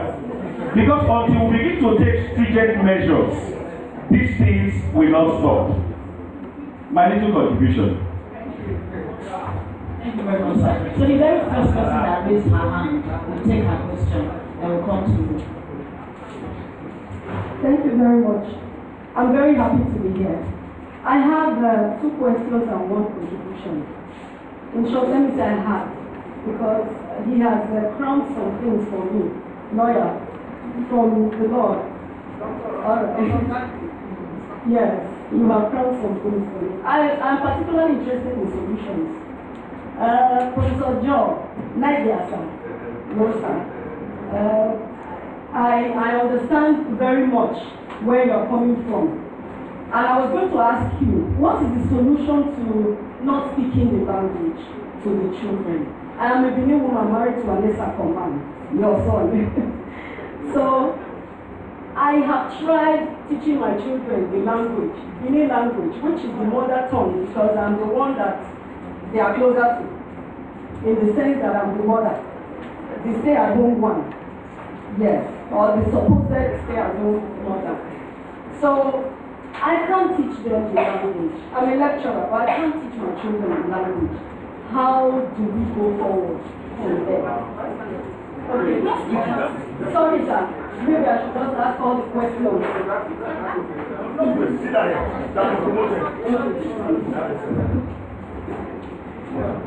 Thank you very much for that comment. This is my application over the years. Men, young ones, young Nigerians. I'm not a child. I don't think there's anyone here. I don't know. I'm not sure. In my thought, if you meet a girl and that girl, you like her, the first thing you do is to give her a name. Speak through the name to that girl. The name you give will speak your heart to the girl. Then if she agrees to The next thing is to introduce her to your culture. My American wife, whom I told you I met, 17 years old, were in the same class, now speaks and writes my language. It's a So if the man teaches the girl right from the word go, and the girl accepts, she will be the one to transfer that language to the children that are coming up. This is why women are builders. When you marry a young man, it is your responsibility to assist that young man to build and, elongate that family, to continue. But what is happening now is that, the girl wants, since she's from Morocco, and the guy is from Igbo, the best thing is to adopt English language. That is a serious omission. It's actually a crime against our nation. So, I thank you for marrying another profession, very disciplined people. Learn the language, get some of these CDs, Waziri, another, Albesi, play them. Since you can learn French through cassette listening to, there is no reason you cannot learn it at all by buying those CDs and learn the language. Please, we don't want that language to die. I'm promoting it. I teach it in the US.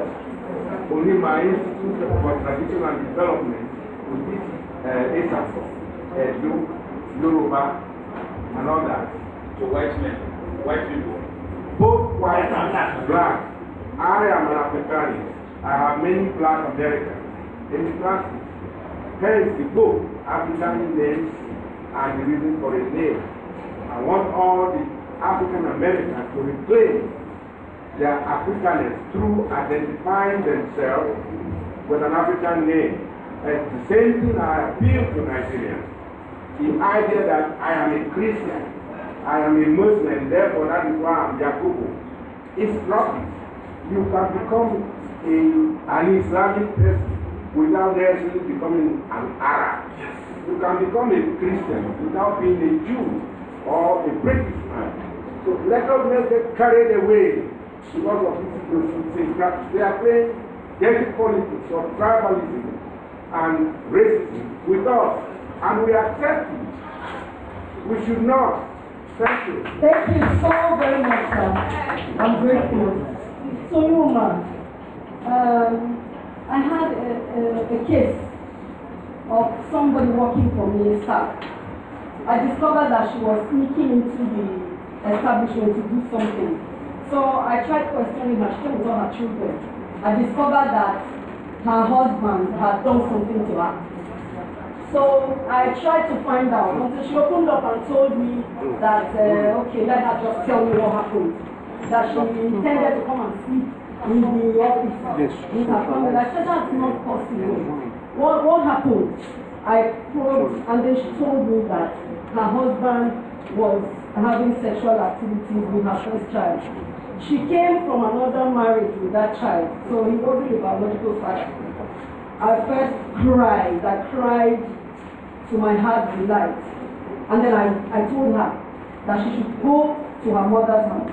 She cannot sleep in the establishment. She should go to her mother's house with her children and then go to Ministry of Women Affairs immediately in the morning, make the report and let them take care of that issue. She came back the following week and told me they had resolved the case. I was so angry with her. And I told her that whatever she sees in me, she should take it. Today, the biological children she had, she later had 4 other children for that man. The biological girls she had for that man were also sexually abused by the man. And she came crying. When she saw me, she just burst out crying. Although I heard the story, I was angry. So when she came, she started crying. I told her, I warned you. Why don't you do something now? She said yes, she has gone to the ministry, they have collected her children from her. Now she's from fire to fire. It's worse. So I don't know, the solution I am asking for, like you said, sir, that the police needs to be, so I don't know, they need orientation. She told me that her husband was arrested, the case was in court. Well, the husband has money, he has bribed his way out of the station. So he's no longer in prison. Her children are caged in, I don't know, one orphanage that they have been taken to. And they have scabies, they are not well taken care of and all that. So the solution, like you said, sir, please, those men need to be castrated. Once they are castrated, it will serve as a deterrent to others. And then something. That's what I believe. My contribution. I'm sorry, I'm just rushing up everything because I don't want to take too much time. Ma, thank you so much for inviting me. I conceived yesterday that I was going to contribute a painting. I'm the head of section of painting at the Trauma Campus section. So I conceived that painting and I think it will fit that wall.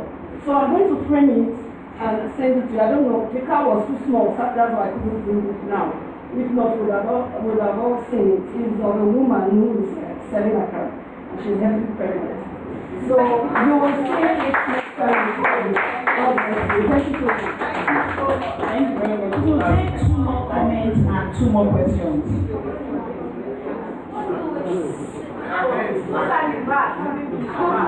I am Professor. Second question. I am Professor K. Makido of Biochemistry Department, UNIPEN. I am a board member. I want to appreciate the guest speakers. Barrister, thank you very much, and Professor. I actually benefited from the talk. And I also want to state this categorically that this center is for male and female. So don't think that because the barrister spoke extensively on women that the men are cheated. No. Gender is all about the male and the female. So we come together to solve issues. Some are weak. Majority of the women are weak. That's why she has to talk extensively on that. And some men also, are weak as well. So that's why we are here to solve issues of people that have these problems. So that we see that we are together. We are flowing in the same direction. So let's not feel, I know that some women are here that will feel bad. These men are always trying to make sure that we continue to suffer. I'm sure it is their heart. They are not coming and saying they are all strong. So let us understand that we are together. We are solving issues for the weak. And I also want to say this that Christianity, I'm a Christian, I'm not a traditionalist. So we are here to talk about gender and not about religion. So let us also understand the fact that Christianity addresses this. Some women are better behaved because they go to church. And I'm sure that other religions too address this. Even traditionalists, I'm sure there's a way they do that. So we cannot leave that out for now. Prof, I appreciate you. Thank you very much. Thank you very much, madam. I want to thank everyone for their contributions. But one thing I want to say is that we have a inaugural lecture today. And if you are giving a microphone, just say what you want to say in 1 minute.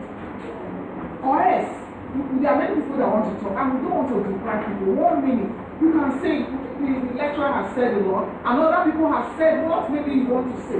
Just say 1 minute. Thank you very much. So those who want to speak, 1 minute. 1 minute.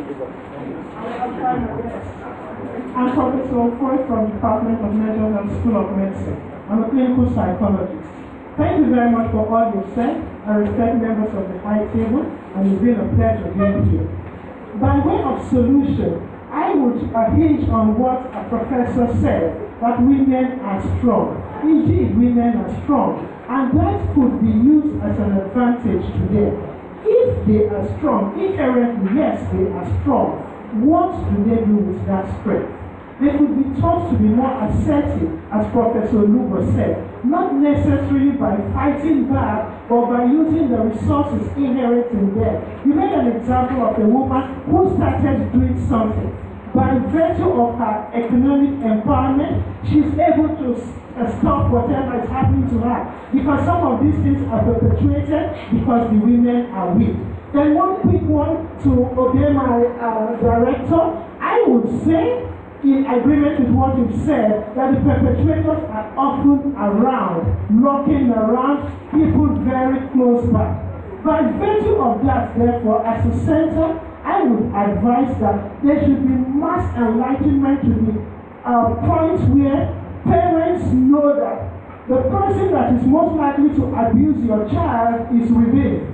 So this attitude of uncle calling your daughter my wife shouldn't be encouraged. This attitude of my daughter come and sit on my lap shouldn't be encouraged. And someone told me that she visited a home, I'm sorry to be here for longer than I should, and she wanted to bag the child. And the child said, Mommy says nobody washes here except me. She had set a standard. And that child, no matter where she goes, would say nobody goes beyond it. So boundaries must be set. I would speak to the mothers here that very often mothers do not look hard enough. A mother should be vigilant. I've had a case I've had to handle. The girl has graduated now as a medical doctor, but she is still bitter against her mother. Someone was abusing her in the home, and the mother refused to notice the cues. She runs after the mother as the mother is driving off crying. The mother will say, go back, and she goes back to the abuser. So mothers, watch out. Care for your children to the extent of looking at their eyes and knowing what is going on when you are not there. Thank you very much. Thank you. If you have a relatively young person speak, please. To the organizers of this event, distinguished academics, and particularly my professor and teacher from the Department of Political Science, thank you for the invitation. Now, I will not say that the issue of gender-based violence has been overflowed, because there is need for us to actually continue to lay emphasis on it, based on the rampant nature of what it is currently in the society. But I think that we should look at the aspect of causation. There is a causal effect to this. So this has to be looked at. And you find out that immodest dressing happens to be a factor. I'm not saying that in all of the cases, but in some cases, immodest dressing is a factor. Then we look at mental disorder. Now, during my days at Delta State University, there was this case that actually happened, whereby a madman raped a lady. And even all efforts to try to separate him from the lady was abortive. He finished everything. It was so devastating. Now we have to look at mental disorder, and we also have to look at the issue of oriental deficiency. Oriental deficiency. Some persons are not well oriented when you talk about the issue of violence in all perspectives. So this has to be looked at. Then the issue of boy-child or the male-child education.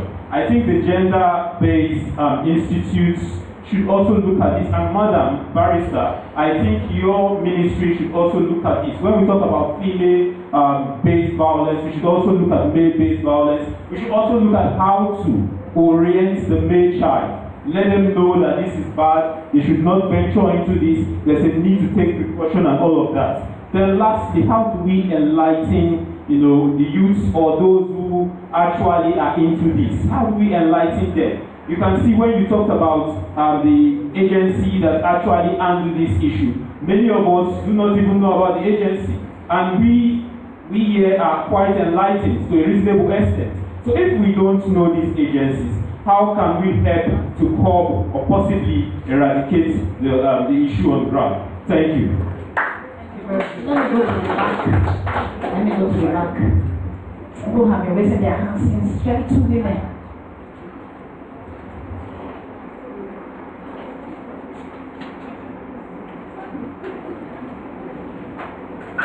Well, good morning, Professor and good afternoon.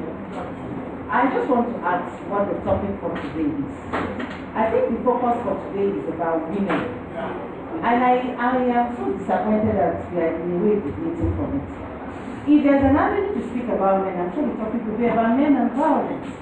But the truth is we are looking at a topic where women are involved. And we see issues of culture and so many things, and we are keeping a blind eye. I remember somebody raised a question that somebody came to her office and Sima, to be sincere, victims that are abused are not left alone to handle issues on their own. I believe what we ought to have done for such victims, we are looking for way forward. When somebody comes to your office and says, carry the woman to the welfare center yourself for the person to seek help. That is the way forward. And the truth is, even when you carry them, sometimes you go back to this abusive relationship. But that doesn't mean we should give up. We should just keep pushing. Because the moment you give up, something else will happen. That's just the truth.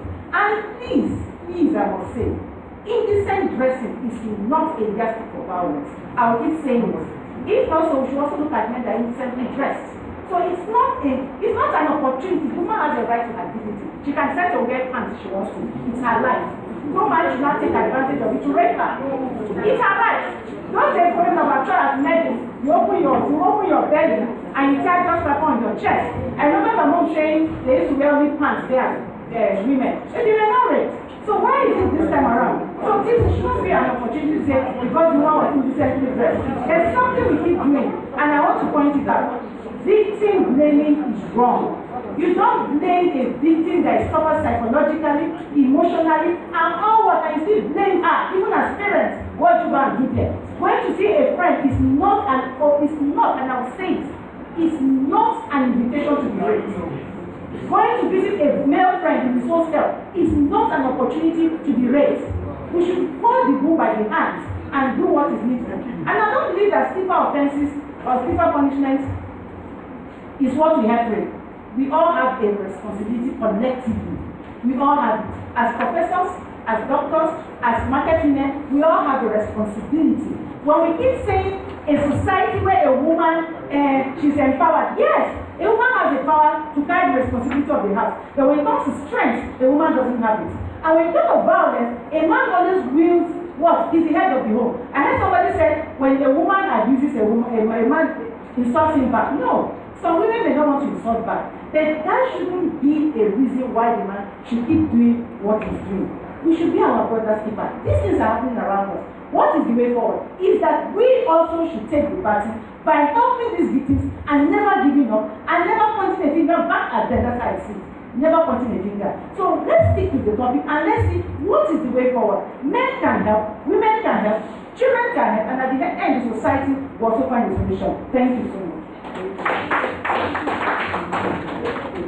Good afternoon, everybody. So there's one thing that has recurred in most of the discussions we have been saying, and it's that of empowerment. People have said, oh, these women go back to the man. I mean, my colleague Dandy said that, and our professor said that. The question is, why are they going back to those men? It's because they lack empowerment.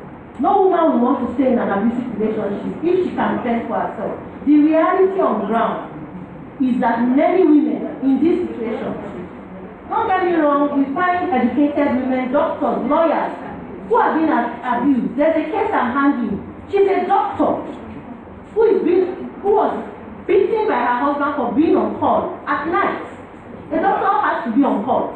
When he was dating her, he used to come and see her. Now, she's now what they call it now. She's cheating on him when she's on call at night. But the majority of the women in this situation lack empowerment, and so that is why they go back. So, question to you, Madam who spoke: what does your ministry do in situations where a woman does not? She doesn't have the wherewithal to take care of herself.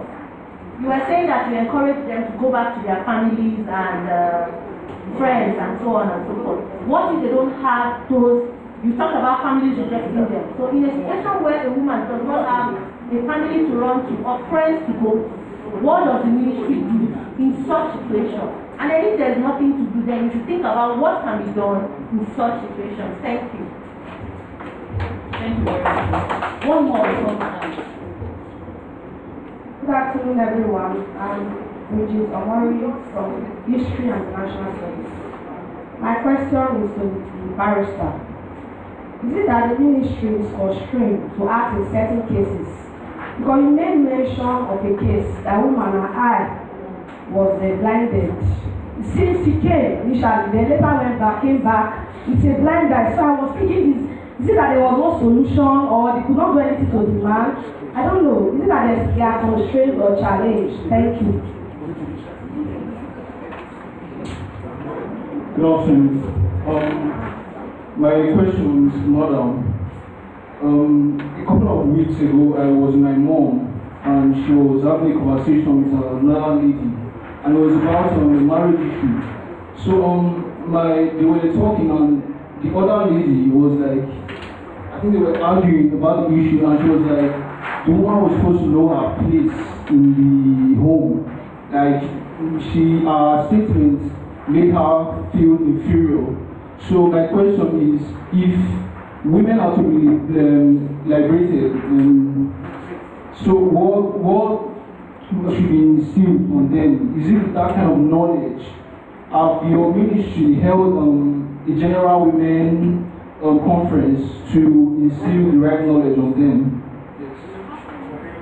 Thank you. I think that's all the questions we'll take. Madam, will please respond. Okay, I will just respond in few minutes.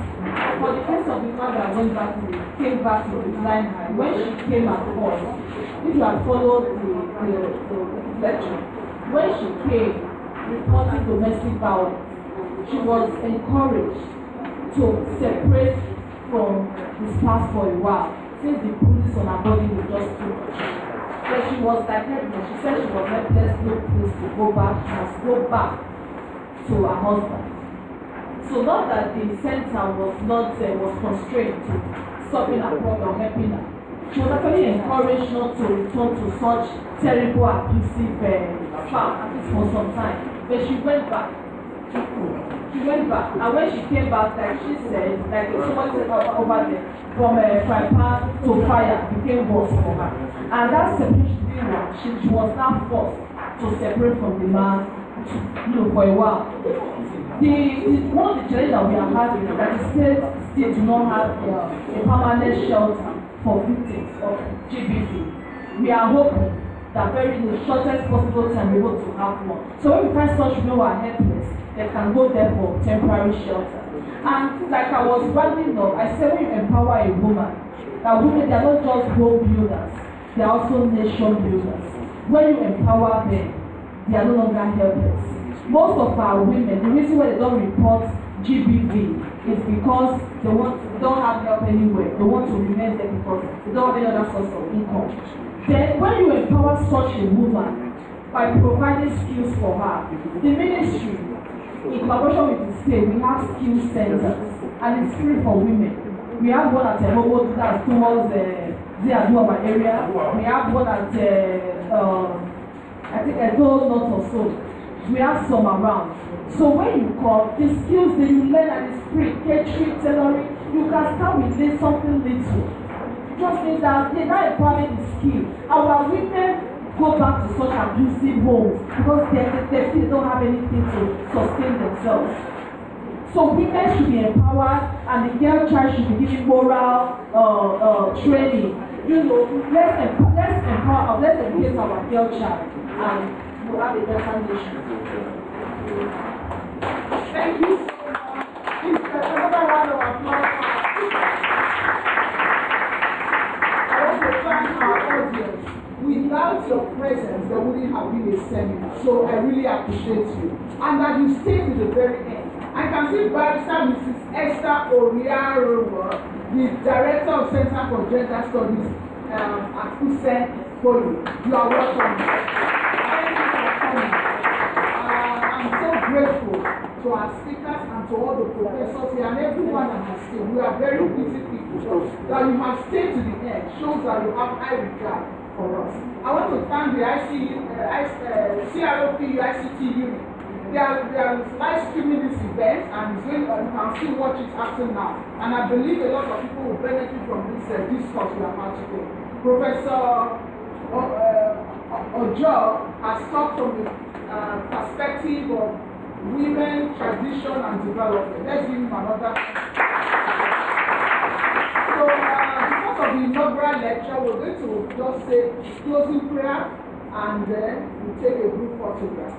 Thank you very much. Shall we stand up for the closing prayer? In Jesus' name. Our dear Father, we thank you so much for the success of this seminar.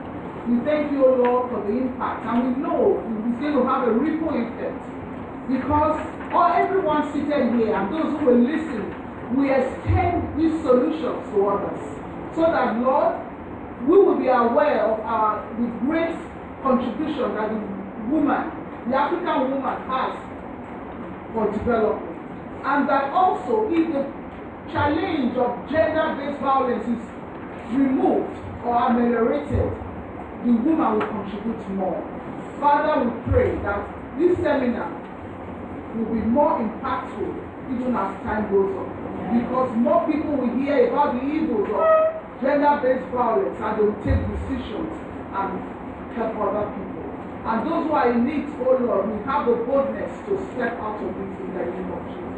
Thank you for the university, our Vice Chancellor and the management team. Thank you for the board, the chairman of the board and members of the board and every staff and everyone that have contributed towards the success of this program. We recognize and acknowledge Mr. Egambo, who is the chairman of the organizing committee, and every member who has contributed. Father, bless them in Jesus' name. Amen. Thank you, Heavenly Father, for in Jesus' mighty name we pray. Amen. Please, we are going to have our photograph. See, once you will do this. Is this on OBS? Is it on OBS or? No, with YouTube. And you come here.